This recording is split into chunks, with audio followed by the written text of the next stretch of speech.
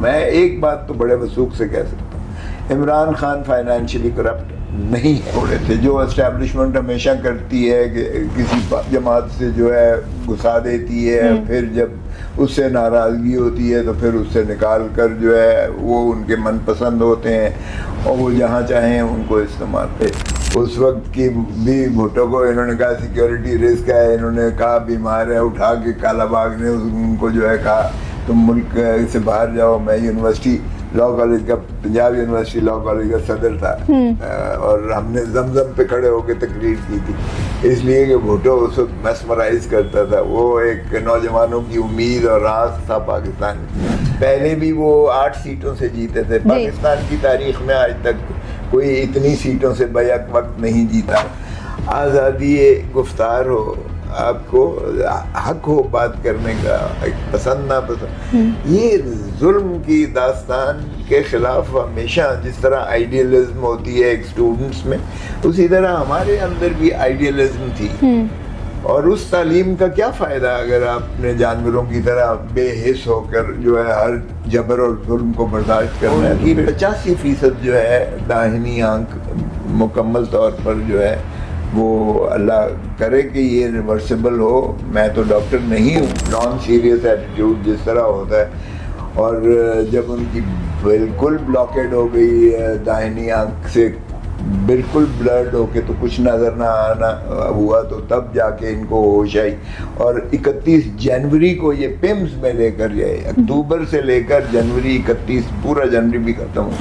السلام علیکم ناظرین، آپ دیکھ رہے ہیں پنجاب رنگ نیوز اور میں ہوں آپ کی میزبان عشاء خان. جی تو ناظرین، آج ہمارے ساتھ موجود ہیں جو کسی تعارف کا محتاج نہیں ہے، دی لیجنڈ لطیف خوسا صاحب. ان کو پروگرام میں خوش آمدید کہتے ہیں اور ان سے جانتے ہیں، کچھ چٹپٹی باتیں بھی کرتے ہیں اور ان سے جانتے ہیں کہ سر MNA MPAs اور ایک جو کنٹروورسی چل رہی ہے آج کل ثاقب چدر صاحب کی بھی، اس کے بارے میں بھی بات کریں گے. السلام علیکم سر، کیا حال چال ہے آپ کے؟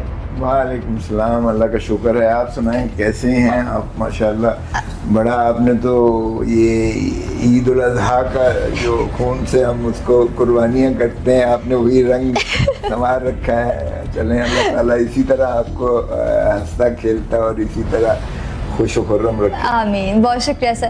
اچھا سر، مجھے یہ بتائیے گا، آپ نے کہا تھا کہ عمران خان صاحب باہر آ جائیں گے، لیکن عمران خان صاحب باہر نہیں آئے. لیکن اگر ہم بات کرتے ہیں بشرا بی بی کی اور عمران خان صاحب کی عید الاضحیٰ پہ ملاقات ہوئی تھی، عوام یہ جاننا چاہتی ہے، بہت بے صبری سے انتظار کر رہی ہے اس بات کا.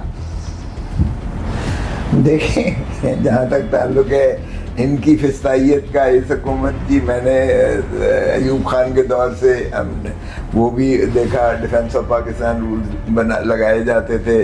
اس وقت کی بھی بھٹو کو انہوں نے کہا سیکیورٹی رسک ہے، انہوں نے کہا بیمار ہے، اٹھا کے کالا باغ نے ان کو جو ہے کہا تم ملک سے باہر جاؤ. میں یونیورسٹی لا کالج کا، پنجاب یونیورسٹی لا کالج کا صدر تھا اور ہم نے زمزم پہ کھڑے ہو کے تقریر کی تھی، اس لیے کہ بھٹو اس وقت میسمرائز کرتا تھا. وہ ایک نوجوانوں کی امید اور راز تھا پاکستان کی.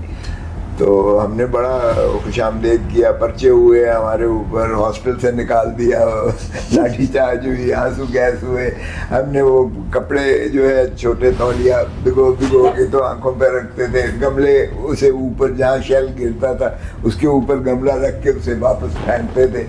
مطلب لیڈرشپ کوالٹی آپ میں ہمیشہ سے رہی ہے. دیکھیں، ہماری تو خواہش یہی ہوتی ہے کہ پاکستان میں ایک جمہوریت ہو، پاکستان میں آئین کی بالادستی ہو، پاکستان میں رول آف لا ہو، پاکستان میں آزادی گفتار ہو، آپ کو حق ہو بات کرنے کا، پسند نہ پسند. یہ ظلم کی داستان کے خلاف ہمیشہ جس طرح آئیڈیلزم ہوتی ہے ایک اسٹوڈنٹس میں، اسی طرح ہمارے اندر بھی آئیڈیلزم تھی. اور اس تعلیم کا کیا فائدہ اگر آپ نے جانوروں کی طرح بے حس ہو کر جو ہے ہر جبر اور ظلم کو برداشت کرنا ہے، تو پھر تو جانور میں اور انسان میں کوئی فرق نہ رہا. اللہ نے اسی لیے آپ کو جو ہے وہ بنایا ہے، اشرف المخلوقات بنایا ہے. آپ شعوری طور پر اپنا جو ہے اظہار کریں اور سنواریں اس دنیا کو، جس دنیا کو اللہ تعالیٰ نے اتنا خوبصورت طریقے سے سنوارا ہے. آپ اس کو مزید جو ہے اس کو سمجھتے ہیں. اچھا سر، مجھے یہ بتائیے گا، ثاقب چدر صاحب جو MNA ہیں، پہلے چنڈیگڑھ سے پی ٹی آئی کی طرف سے لڑے تھے, پھر انہوں نے الیکشن جیت کے نون لیگ میں شامل ہو گئے. کیا آپ کو لگتا ہے کہ پی ٹی آئی کی ناکامی کا باعث صرف یہی ہے کہ پی ٹی آئی کو کوئی مخلص لوگ نہیں مل سکے آج تک؟ دیکھیے مخلص تو میں اس کو دو حصوں میں تقسیم کرتا ہوں. ایک تو وہ جو لائے ہی اسٹیبلشمنٹ نے توڑے تھے, جو اسٹیبلشمنٹ ہمیشہ کرتی ہے کہ کسی جماعت سے جو ہے گھسا دیتی ہے, پھر جب اس سے ناراضگی ہوتی ہے تو پھر اس سے نکال کر جو ہے وہ ان کے من پسند ہوتے ہیں اور وہ جہاں چاہیں ان کو استعمال کرتے ہیں. کچھ ایسے تھے اس میں جن کو بہت تشدد, ظلم اور بہت زیادہ ناروا حرکات کی گئیں. ان کے گھروں کی چادر چار دیواری کو پامال کیا گیا. ان کے گھروں میں گھس کے ان کی ماؤں, بہنوں, بیٹیوں, بیویوں, ان کو جو ہے وہ گھروں کی چار دیواری کا تقدس پامال کیا گیا. بلکہ جو ہمارا ایک صداقت بلوچ ایم این اے ہے ادھر جڑاوالا سے, تو وہ بتاتا تھا کہ 16 سال کی بیٹی کو بھی اٹھا کے اور کہا کہ اس کو جو ہے وہ جو بھی اس طرح کی اس کا وائرل کر دیں گے اس کو. تو مجھے بتائیں کہ بندہ عزت کے لیے, تو عزت اور ناموس اور وقار کے لیے تو پھر بندہ مر جانے والی بات ہے کہ اگر ماں, بہن, بیٹی, بیوی کی اگر وہ عزت نہیں کروا سکتا اور اس کی محفوظ نہیں رکھ سکتا اس کو, تو پھر لعنت ہے ایسی سیاست کی. تو کچھ تو ایسے لوگ تھے جو جن کو ایسے مجبور کر کے جو ہے دوسری جانب لے جایا گیا اور گالیاں دلائی گئی تھی پی ٹی آئی سے اور علیحدہ کیا گیا.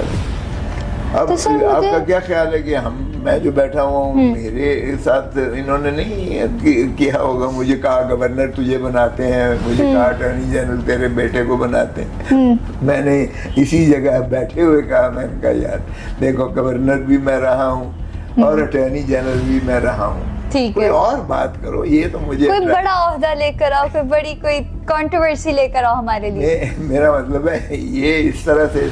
اور میں نے کہا بات سن, اگر تیرا میرا دوستی نہ ہوتی, وہ آج بھی وفاقی وزیر ہے, تیری میری اگر دوستی نہ ہوتی شناسائی, میں تجھے اٹھا کے باہر پھینک. اب عزت اسی میں ہے کہ باہر آرام سے چلا لے. باہر گیا.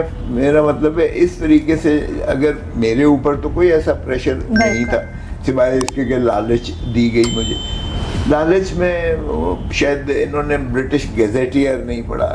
انگریز جس نے ساری دنیا پہ حکمرانی کی تھی, وہ جہاں جاتا تھا نا ان کی ٹرائبز کے وہ پورا کتھارسس لکھتا تھا اور اس کے مطابق عمل کرتا تھا. تو اس میں لکھا ہوا ہے کہ بلوچ کے ساتھ کبھی دھمکی نہ دو, اس سے پیار محبت سے تو جو چاہو کروا لو, لیکن اگر اس کو دھمکی دی یا اس کو روب ڈالا یا اس کو لالچ دی تو وہ ریئیکٹ کرے گا اور زیادہ سختی کے ساتھ وہ کار بند ہو جائے گا. تو ہم بلوچوں کے ساتھ جو ہے اس طرح کی حرکتیں تو نہیں ہو سکتی ہیں, لیکن کچھ لوگ جن کے ساتھ ظلم اور زیادتی کی ہے وہ اس طرح چلے گئے. سو یہ کہنا کہ جی خان صاحب کے ساتھ شاید مخلص لوگ نہیں تھے یا ان کو جو ہے مردم شناسی نہیں ہے ان لوگوں کو کیا. اب مجھے بتائیں, اگر ترین صاحب ان کے ساتھ تھے اور جہاز لے کر بھی ان کو گھومتے تھے اور سارا کچھ کرواتے تھے, یا خٹک صاحب نمبر 2 کے اس پر آتے تھے, ان کو وزیر اعلیٰ بھی بنایا, ان کو اس کے بعد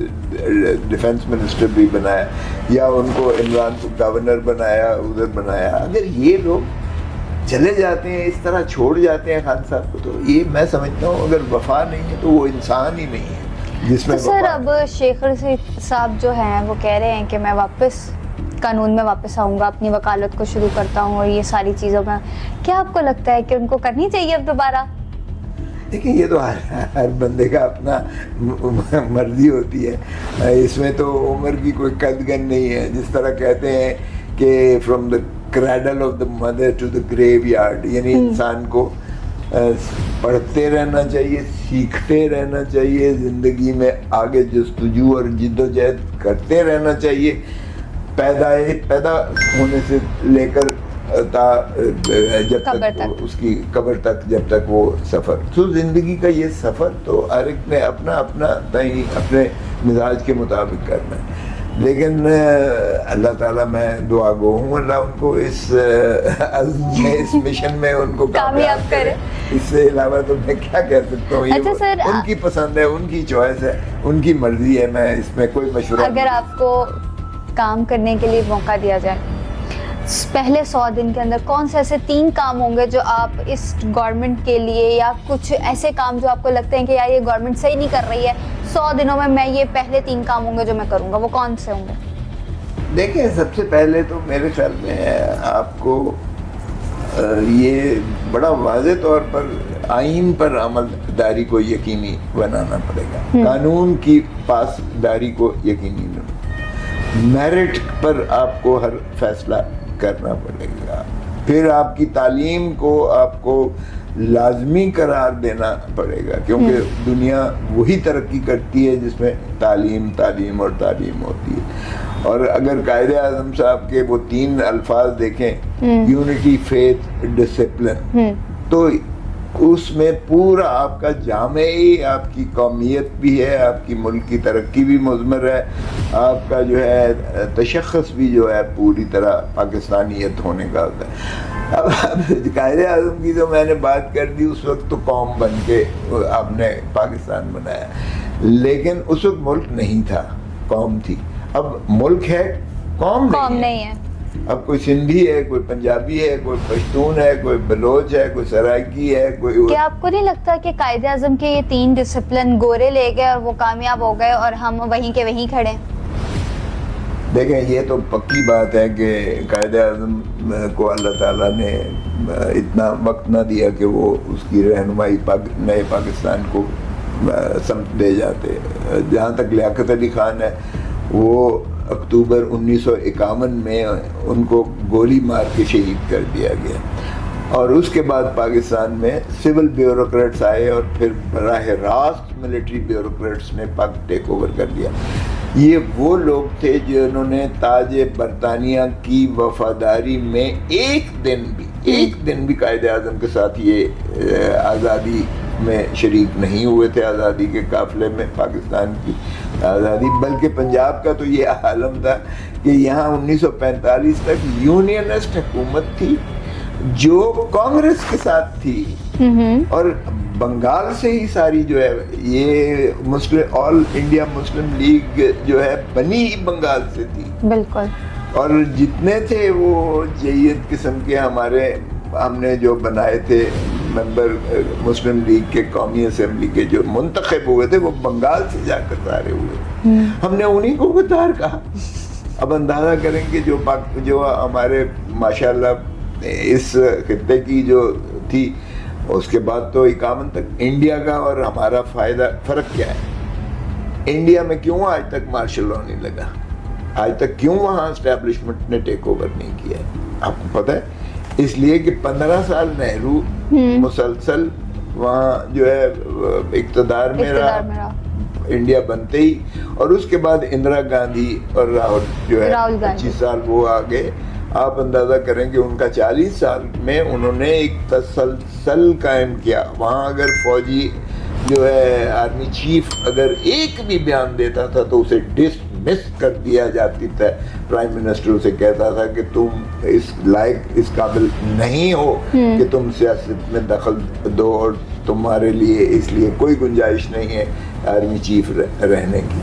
अब ये तो यहाँ तो बाबा आदम ही निराला है। यहाँ हमारे जो है वो सारा कुछ जो है वो माशाल्लाह फील्ड मार्शल सारा कुछ वो कर रहे हैं, डिप्लोमेट भी वो बने हुए हैं, नेगोशिएटर भी वो बने हुए हैं, दुनिया में सारे अमन का पैगंबर भी वो बने हुए हैं। पहले बाद में वो डोनाल्ड ट्रंप जो है पहले उनका नाम लेता है, the great warrior, the great man, the फलाना, बाद में एक छोटा सा प्राइम मिनिस्टर का भी वो जिक्र करता है। देखिए, उन्होंने प्राइम मिनिस्टर को पीछे नहीं छोड़ा, वो चाहते थे कि प्राइम मिनिस्टर भी साथ रहें। सर, मुझे ये बताइएगा कि आप बहुत सारे आपने केसेस लड़े अपनी ज़िंदगी में, बहुत सारे सियासी जो शख्सियत रह चुकी हैं उनके केस भी लड़ रहे हैं, अब आप पीटीआई के भी केसेस हैंडल कर रहे हैं। तो मुझे ये बताइएगा कि इमरान खान साहब की जो आँख है वो उसकी बनाई किस हद तक ज़ाया हो चुकी है और कितने % बची है उस पर? देखें, उनकी जो है बदकिस्मती है कि अक्टूबर 2025 में उनको ये धुंधलाहट महसूस हुई दाहिनी आंख में। उन्होंने जो है सुपरिंटेंडेंट जेल को कहा وہ جو جیل ڈاکٹر ہوتا ہے وہ ڈراپس جو ہے دے دیے اس نے, تو وہ نان سیریس ایٹیٹیوڈ جس طرح ہوتا ہے. اور جب ان کی بالکل بلاکیڈ ہو گئی داہنی آنکھ سے, بالکل بلرڈ ہو کے تو کچھ نظر نہ آنا ہوا, تو تب جا کے ان کو ہوش آئی.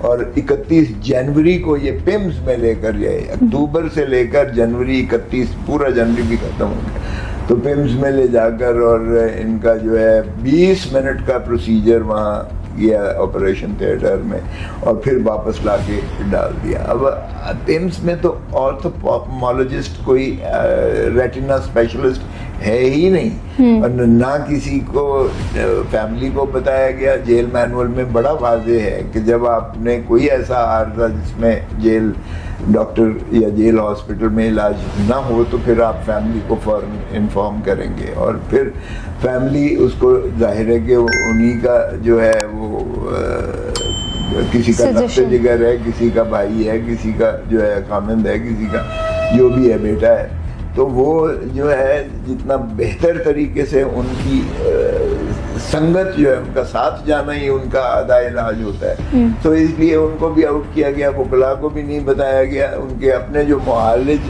تھے جو ہمیشہ سے ان کا علاج کرتے چلے آئے, کیونکہ وہ سابقہ وزیر اعظم رہے ہیں, کوئی ایسی بات تو نہیں ہے کسی سے یہ پنہا تھا کہ ان کا معالج کون.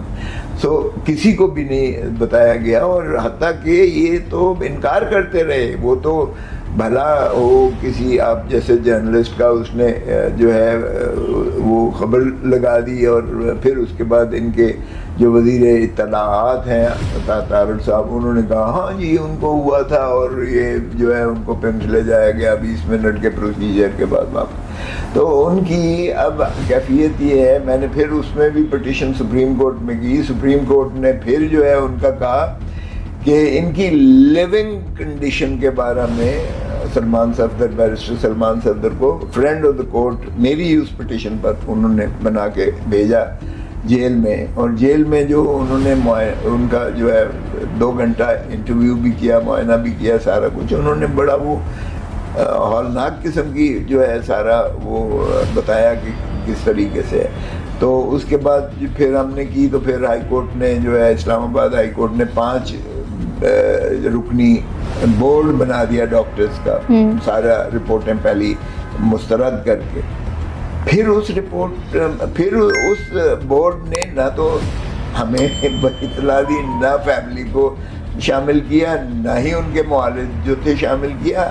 ہماری استدعا تھی کہ انہیں جو ہے شفا انٹرنیشنل میں لے جایا جائے, وہاں داخل کیا جائے, کیونکہ شفا انٹرنیشنل آئی ہاسپٹل ہے جہاں ریٹنا اسپیشلسٹ ہے پاکستان کے سب سے. اور پھر ہم نے وہ نام بھی دیے تھے جو ان کے ذاتی معالج ہیں, ان کو بھی شامل کیا جائے. دیکھیں جب تک آپ اس کی سورس بیماری جو ہے یہ ریٹنا یہ جو آنکھ کی عارضہ ہوا تھا, یہ ان کو بلڈ کلوٹنگ ہو گئی تھی ان کی ریٹنا میں, جس وجہ سے ان کی جو ہے بینائی مدھم پڑ گئی تھی. اچھا, اب جب تک یہ نہ ڈائگنوز کیا جائے کہ یہ جو خون کا لوتھڑا یا کلاٹ آف بلڈ ہے یہ برین سے آیا ہے, دل سے آیا ہے, کہیں اور شریان سے آیا ہے, جب تک اس چیز کا تعین نہ کیا جائے آپ اس کا علاج کما حقوق کر ہی نہیں سکتے. بالکل ایسے ہے. تو اس کے لیے آپ کو ظاہر ہے کہ ہاسپٹل میں جا کے ان کے مختلف ٹیسٹ کروانے پڑیں گے, ان کا MRI کروانا پڑے گا, ان کی جو ہے علاج کے لیے آپ کو سارا تشخیص کرنا پڑے گا, اور پھر آپ کسی نتیجے پر پہنچ کر اس کا جو ہے علاج کروائیں گے. لیکن بڑی بدقسمتی ہے یہ ان چیزوں ساروں کو جو ہے وہ کیا. اب آپ کا وہ سوال کہ کتنی % ہے, تو ان کی 85% جو ہے داہنی آنکھ مکمل طور پر جو ہے وہ اللہ کرے کہ یہ ریورسیبل ہو. میں تو ڈاکٹر نہیں ہوں, لیکن جہاں تک یہ وہ ہے کہ یہ شاید مستقلاً جو ہے اتنی فیصد اگر آدھی سے زیادہ بھی آپ کی ضائع ہو جائے تو آپ اندازہ کریں گے کتنا ایک اذیت ناک ہوتا ہے. سر مجھے یہ بھی بتائیے گا کہ اگر اس الیکشن جو آنے والے الیکشنز میں PTI میں عمران خان صاحب جیل سے ہی لڑیں گے انتخابات یا باہر آ سکتے ہیں, اور اگر وہ جیل سے ہی لڑیں گے یا باہر بھی آ جاتے ہیں تو کیا آپ فارم 47 والوں کے ساتھ کیا رویہ رکھیں گے؟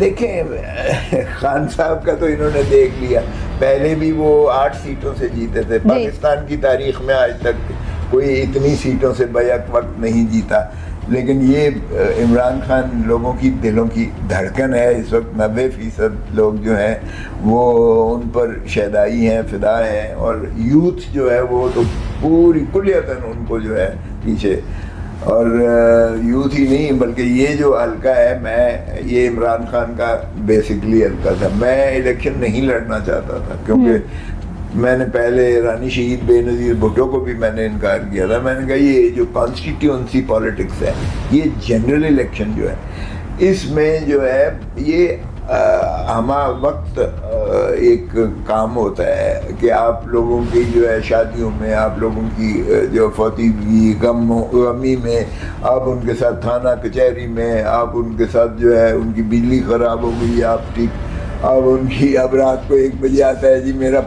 گٹر خراب ہو گیا، اب ایسی چیزیں جو ہے ظاہر ہے کہ 10 لاکھ میرا ووٹر ہے، 10 لاکھ کا حلقہ ہے میرا، یہ جو ہے، اور پھر سارے لوگ ماشاءاللہ سینسٹیو بھی ہے، یہ فوجی حلقہ ہے، یہ ڈی ایچ اے چھاونی کینٹونمنٹ سارا، یہ والٹن، یہ سارا میرا حلقہ ہے، یہ اپر مال ہے، یہ آرے بازار ہے، نشاط کالونی ہے، چرل پنڈ، یہ جہاں بیٹھے ہوئے ہیں آپ، یہ سارا، تو یہ سارے لوگ بڑے سینسٹیو لوگ ہیں، تو میں نے کہا، خان نے کہا، عمران خان نے کہا، اور میں پھر بی بی نے کہا you coming in the senate and you are not seeing no, پھر میں سینیٹر بنا، 2 دفعہ سینیٹر بنا۔ سینیٹر میں یہ ہوتا ہے کہ آپ کو ایم پی ایز دے دیتے ہیں، ووٹرز جو آپ کے ہوتے ہیں، آپ کو جنرلی وہ کیمپین بھی نہیں کرنی پڑتی ہے، آپ کی بہاف پہ کیمپیننگ ہوتی ہے، لوگ تنگ بھی نہیں کرتے ہیں۔ سر مجھے یہ بتائے گا، اب آپ نے کہا کہ پی ٹی آئی یوتھ کی پارٹی ہے، یوتھ بہت سپورٹ کرتی ہے، اگر کوئی یوتھ پرسن، کوئی بھی بچہ یا کوئی بھی ایسا ینگ ٹیلنٹ آنا چاہے تو کیا پی ٹی آئی اس کو سپورٹ کرے گی، اور کیا پی ٹی آئی اس کو چانس دے گی؟ ڈیفینیٹلی، یقیناً چانس دے گی۔ پی ٹی آئی کا تو منشوری میں ہی نوجوانوں کو آگے لانا ہے، کیونکہ ہم اب معذرت کے ساتھ یہ جو 75-70 سال پاکستان بنے ہوئے ہے، یہ جو نسل ہے اس نے کوئی اتنا زیادہ ان کے لیے، یوتھ کے لیے نہیں کیا ہے، وگرنہ پاکستان تو آج اللہ تعالیٰ نے جو وسائل دیے ہیں، پاکستان تو اس وقت جو ہے دنیا کے امیر ترین ملکوں میں سے ہوتا، لیکن اور نوجوانوں کو آگے لانا پڑے گا۔ اب جس ملک میں 70% آبادی، ہماری 70% آبادی 30 سال سے کم عمر کی ہے، یعنی آپ کی دنیا میں سب سے زیادہ جو ہے یوتھفل پاپولیشن ہے دنیا میں، یہ ریشو جو ہے کسی اور ملک کے پاس نہیں ہے۔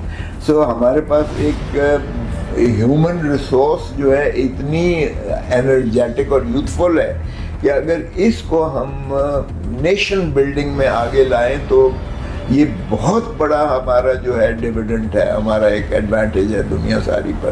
تو یہ اتنا مضبوط ملک ہو جائے کہ آپ سوچ ہے، اور پھر لیکن ہم نے جو ہے چونکہ ان کو موقع نہیں دیا، اور ہم بدقسمتی سے جو ہے اس ملک پر حق حکمرانی عوام کی ہم نے تسلیم ہی نہیں کی ہے، آئین کے باوجود، آئین کے ہوتے ہوئے باوجود بھی، کہ آئین میں مندرج ہے آرٹیکل 7 میں کہ ریاست جو ہے عوام ہے، اور عوام ظاہر ہے کہ اپنے نمائندوں کے ذریعے، وہ ڈسٹرکٹ گورنمنٹ اسمبلی ہو، ڈسٹرکٹ گورنمنٹ ہو، تو وہ صوبائی اسمبلی ہو، صوبائی حکومت ہو، وہ اپنا پارلیمان ہو یا وفاقی حکومت ہو، یہ ہے ریاست آرٹیکل 7 میں، اور یہ عوام ہی سے مترشح ہوتی ہیں۔ اگر جو آنا چاہ رہی ہے ہماری یوتھ، اس کے لیے آپ کیا کرائیٹیریاز دیکھتے ہیں؟